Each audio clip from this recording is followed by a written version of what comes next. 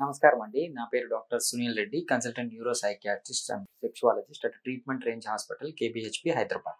So ఈరోజు మనము పెరోనీస్ disease గురించి మాట్లాడుకుందాం.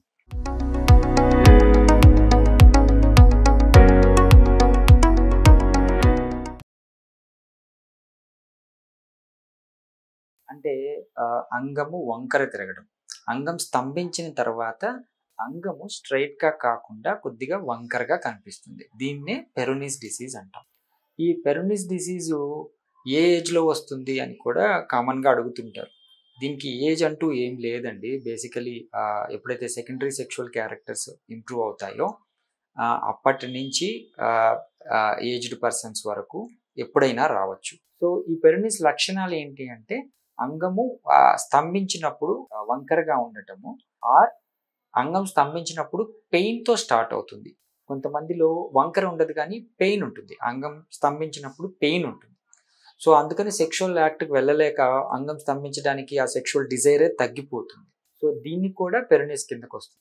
కొంతమందికి ఒక గడ్డలాగా అంగంలో ఒక గడ్డలాగా మజిల్‌లో ఏర్పడుతుంది. వాళ్ళకి డాప్లర్ పరీక్షలు చేసినప్పుడు దాంట్లో కాల్షియం డిపాజిట్స్ ఉండటం, సో కొద్దిగా పెయిన్ ఉండటం. కొంతమందికి పెయిన్ కూడా ఉండదు. జస్ట్ స్వెల్లింగ్ లాగా లోపల ఒక గడ్డలాగా మాత్రమే ఉండిపోతుంది.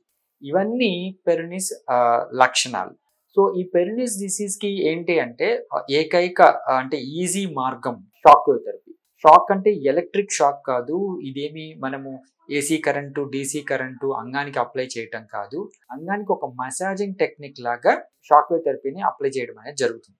దీంతో ఏమవుతుంది అంటే సో ఆ పెరోనీస్ కొంతమందికి గడ్డ లేకుండా ఉంటుంది. కొంతమంది గడ్డ డెవలప్ అయ్యి కాల్షియం డిపాజిట్స్ అయిపోయిన తర్వాత ఆ గడ్డ కరగడం అనేది జరగదు షాక్ వేవ్‌తో. ఇది అనుమానం. సార్ ఇది పూర్తిగా నయమైపోతుందా, గడ్డ పోతుందా అనుకుంటారు. సో యూజువల్లీ అంత పూర్తిగా స్ట్రెయిట్ అయిపోవటం అలా జరగదు కానీ బట్ ఇంప్రూవ్‌మెంట్ అనేది ఉంటుంది. అండ్ ప్రోగ్రెస్ కాకుండా అంటే ఈ పెరోనీస్ ఇంకా ఇబ్బంది కాకుండా వాళ్ళ సెక్షువల్ లైఫ్ ఇబ్బంది కాకుండా అండ్ ఈవెన్ ఎరెక్షన్స్ ఇంప్రూవ్ అయ్యేటట్టు ఈ షాక్ వేవ్ థెరపీ అనేది చేస్తుంది. సో ఇది ఎలా చేస్తుంది అంటే అంగానికి బ్లడ్ సప్లైని పెంచుతుంది. దట్ రిపేరింగ్ టెక్నిక్ అనమాట. Shock wave is nothing but repairing the penis tissue. So ఆ రిపేర్‌లో భాగంగా ఏంటంటే బ్లడ్ సప్లై ఇంప్రూవ్ అవుతుంది. అంగానికి రక్త సరఫరా ఇంప్రూవ్ అయినప్పుడు బేసిక్‌గా ఈ వంకరగా ఉండటము, పెయిన్ తగ్గటము, సెక్షువల్ యాక్ట్ ఇంప్రూవ్ అవ్వడము, ఈవెన్ ప్రీమెచ్యూర్ ఎజాక్యులేషన్ కూడా కొంతమంది దీంతో ఇబ్బంది పడుతూ ఉంటారు కొంతమంది. సో వాళ్ళలో అది ఇంప్రూవ్ అవ్వడం, ఓవరాల్ సెక్షువల్ హెల్త్ ఇంప్రూవ్ అవుతుంది. అండ్ పెరోనీస్ ప్రోగ్రెస్ అనేది తగ్గుతుంది ఆర్ ఆగిపోతుంది. సో ఇంకా ఇబ్బంది కాకుండా ఉంటుంది. సో ఇవన్నీ ఈ పెరోనీస్‌లో ఇబ్బందులు. సో దీన్ని ఈజీగా ఎటువంటి సైడ్ ఎఫెక్ట్స్ లేకుండా వాళ్ళు ట్రీట్మెంట్ చేసుకోవచ్చు. యూజువల్లీ పెరోనీస్‌కి ఇంజెక్షన్స్ వేయటము, ఆ గడ్డ వరకు తీసేయడము, ఇవి పర్సనల్‌గా నేను అంతగా ఇంప్రూవ్‌మెంట్స్ చూడను. సో అందుకని షాక్ వేవ్ బెటర్ ట్రీట్మెంట్ అవుతుంది పెరోనీస్‌లో.